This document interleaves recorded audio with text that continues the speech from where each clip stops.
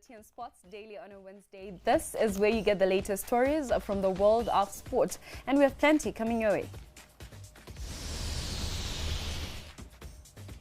Today on the show, the domestic season will resume with a 2020 competition in the first week of January. Zimbabwe sprinter Ngoni Makusha will spend his Christmas on the track training in South Africa.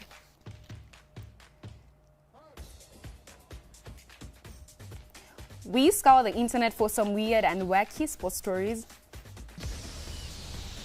And LA Lakers suffer opening match as Kevin Durant puts in star performance.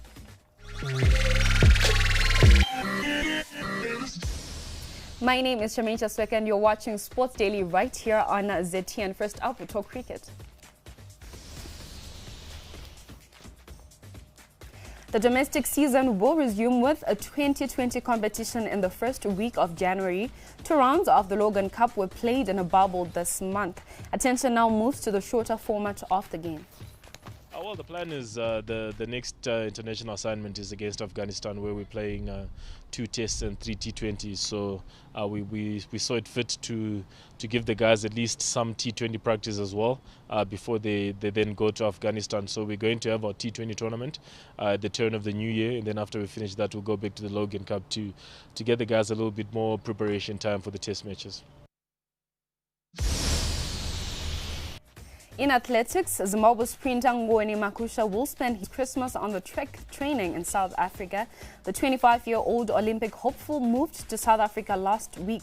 He is intensifying his preparations for Tokyo Games. Long-distance runner Munyara Dijari is in Kenya also as part of his Olympic qualification preparations. Now, in football, Pep Guardiola says it would be a big mistake for Arsenal to sack manager Mikel Arteta after Manchester City's 4-1 win over the Gunners in the Carabao Cup quarter-finals on Tuesday. Arsenal are without a win in 8 domestic league and cup matches. Arteta left City, where he was Guardiola's assistant 12 months ago, to take charge at Emirates Stadium. "I am pretty sure they are going to trust him," said Guardiola when asked if Arsenal need to stick with Arteta. "They will do a big mistake if they are thinking of dismissing him."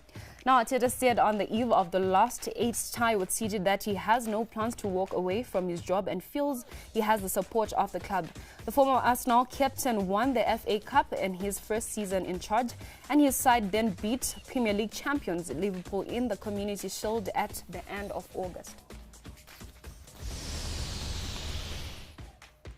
Still in football, Lionel Messi scored his 644th goal for Barcelona during his side's victory over Real Valladolid to break Pele's record of the most goals for one club. Argentina forward Messi scored Barca's 3rd when he collected Pedro's back heel. Messi created the first goal when his cross was headed in by Clement Lenglet and started the move for the second, finished off by Martin Braithwaite. Brazil great Pelé scored 643 goals in 19 seasons for Santos in his homeland between 1956 and 1974. Messi, who scored his first goal for Barca in 2005 and has gone on to win 10 La Liga titles and 4 Champions League, is out of contract at the end of the season and able to talk to other clubs from January.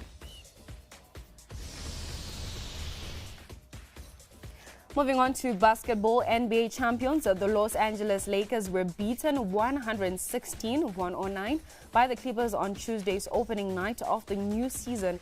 Clippers Paul George scored 26 of his 33 points in the second half, while Kawhi Leonard added 26 of his own. It is the second successive year the Clippers have defeated the Lakers in their season opener. Elsewhere, Kevin Durant scored 22 on his Brooklyn Nets debut as they beat the Golden State Warriors 125-99. Two-time NBA champion Durant joined the Nets on a 4-year $164 million deal in the summer of 2019 after leaving the Warriors, but missed last season with an Achilles tendon injury. When we come back, we'll be giving you the trending and exciting sports stories from the internet. For everybody back home, it's just, stay safe, stay 6 feet apart, wash hands, do the regulars, everything that everyone's saying. and just take it day by day. We're gonna make it through. We've been through a whole lot worse as a country, and we're just always strong. We've always been strong people, so we won't make it out of this one, just as we've made it out of a whole lot of other situations that we've been through. Everybody just stay positive and let's just keep the energy up. You're watching Sports Daily on ZTN. Now to start off our weird and wacky sports stories, here is how small girls take off.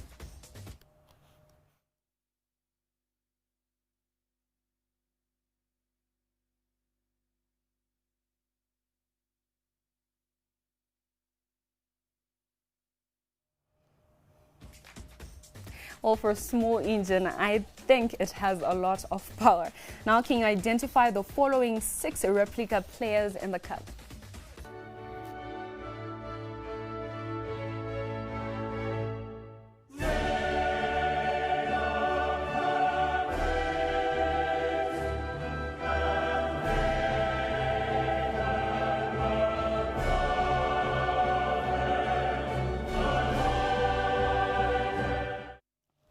They do look like real players, but I'm not so sure about the dancing now.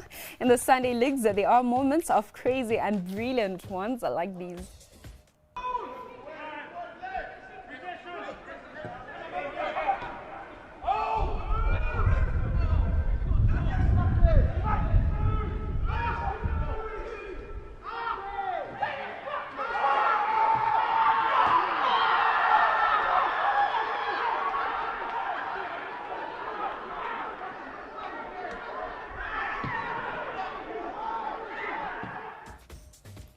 I can say he was not even expecting it.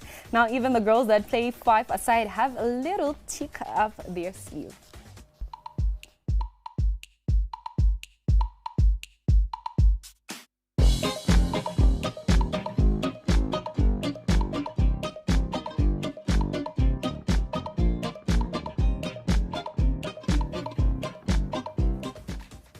If I'm to try football, then I would have to learn a few tricks.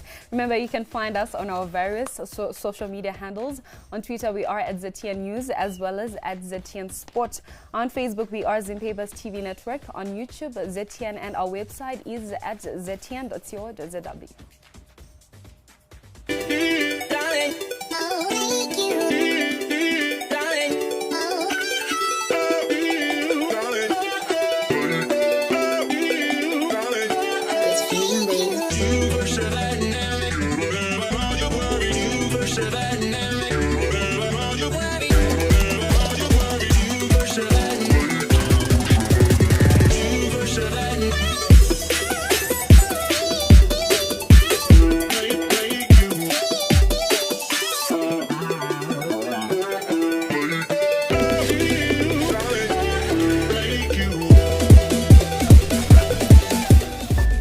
Welcome back. You're watching Sports Daily right here on ZTN. Now we take a look at rugby. A few weeks ago, the Zimbabwe Sables rugby team launched their new rugby jersey as they began their preparations for the Rugby Africa Gold Cup and the road to the 2023 World Cup in France.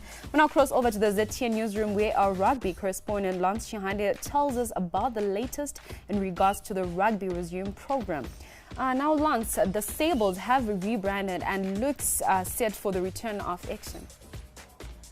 Well, thank you so much, Charmaine. Yes, the Sables are ready for action, but the point in so many people's minds right now is when will they actually return to the rugby field? So we've seen that in the past few weeks they have managed to do their rebranding. They came out with their new jersey. They had a lot of people that were present at that time at the Sables launch that happened in Borodale. They launched their new jerseys along with Hilton Bariki, who's their current captain, as well as young Kloppus Kundiona, who flew in from the Sharks. Their prospect is that as the Sables, it's time for them to reunite, rebrand, refocus.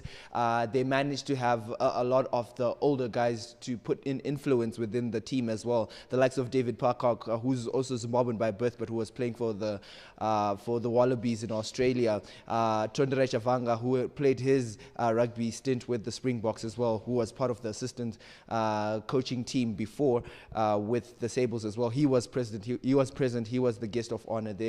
So they are ready, mentally, they're ready to get on the field, but we do not know how much it's going to take for them physically. They are going to the gym as individual personnel, but for them to be involved within the game, it's only time, and that's the time we're waiting for to see what will happen then.